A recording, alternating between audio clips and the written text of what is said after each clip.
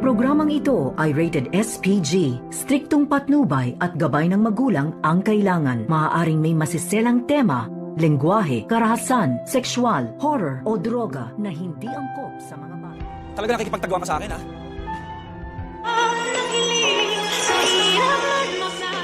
Narito na nga ang mga karagdagan na atin naaabangan bukas sa abot kamay na pangarap.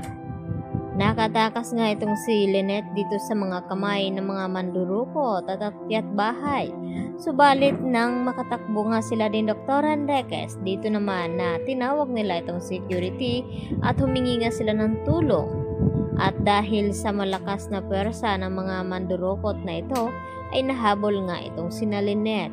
Lalo pa may mga bit-bit sila ng mga armas at dito na nga nila pinaputok at naputukan nga itong security guard.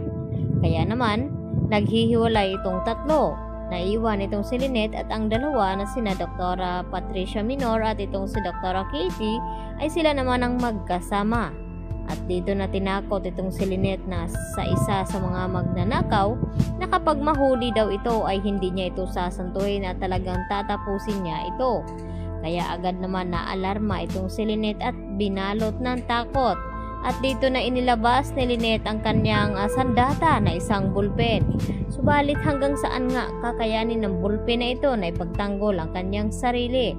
Kaya mas minabuti dito ni Lynette na makipagtagu-taguan sa humahabol dito sa kanya nang sa ganon ay mahirapan itong hanapin siya. At dito naman nakakuha ng pagkakataon itong si Dr. Enriquez. Natawagan nga itong si Carlos at ibigay ang lokasyon na kung saan ay naroon nga itong si Lynette na hinahabol nila. At nagulat naman itong si Carlos nang tumawag itong si Dr. Enriquez at sinabi ang mga iyon na baka mapahamak na itong kanyang asawa at hindi niya mailigtas. At dito nabanggit ni Harry ang tungkol sa kulay ng sasakyan ng mga mandurukot na ito. Kaya agad nila na mahanap. At dahil kabisado nga at nakita rin ito ni Doc Carlos bago siya umakyat dito nga sa kanilang bahay. Samantala, tinawagan naman ni Zoe ang kanyang ina at kinamusta kung nakuha na ba daw nila itong pera na 100 million pesos. At good news naman na ibinalita ni Moira sa kanyang anak. At dito nga na sinabi ni Moira na puntahan itong kanyang lolo at bantayan. Baka makatakas nga ito. At dito rin na sinabi ni Zoe kapag nagpupumilit daw na tumakas ang kanyang lolo, ay dito sinabi ni Moira na may baril daw nakatago doon. At kung kinakailangan, ay paslangin niya ang kanyang lolo. At mariin naman na sagot dito ni Zoe na hindi daw niya kakayanin ang kanyang konsensya. Dahil hindi nga na siya gaano kasama katulad ng kanyang ina at kay Balahadja. Dahil dito, nagmulat naman ang mata itong si Don Pepe at nakita niya itong si Zoe na may hawak na nga na armas. At dito naman, nabiglang darating itong si Kinito upang iligtas ang kanyang amo na si Don Pepe.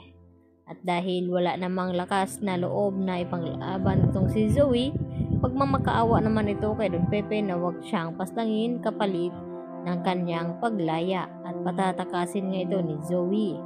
Dahil kasama nga niya itong si Kinito nang sa ganon ay mailigtas itong si Don Pepe na patuloy pa rin na pinaghahanap dito ng magkapatid na si Giselle at RJ. At umabot na nga sa sukdulan na nahimatay na nga itong si Giselle sa pag-aalala ng kanyang ama na baka raw may nangyari na hindi maganda sa matanda. Dahil mas pinapatagal nga at pinaglaruan ni Moira ang dalawang magkapatid.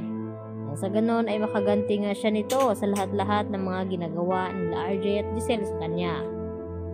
Kaya naman yan ang ating pagkatutukan bukas mga ludi kung talagang makakaligtas nga ba itong si Don Pepe dito sa mga kamay ni Zoe at kung si Zoe ang hindi makakaligtas dito. Yan lang po ang aking karagdagang latest update at maraming pong salamat sa inyong pananatiling panonood dito sa aking munting channel.